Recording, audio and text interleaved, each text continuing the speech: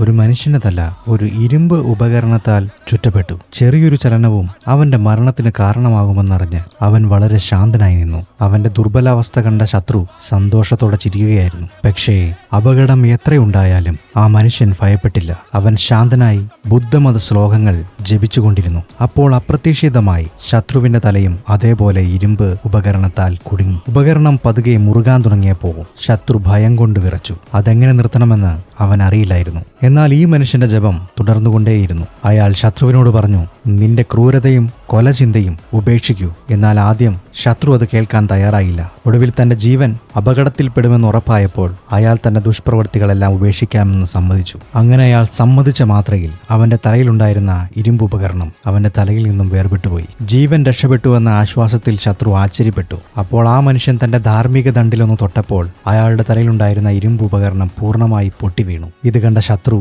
അതിശയത്തിലും ഭക്തിയിലും മുഴുകി. അവസാനമായി സമാധാനത്താൽ യുദ്ധം ചെയ്യിച്ച ആ മനുഷ്യനോട് അവൻ പൂർണ്ണമായി കീഴടങ്ങി.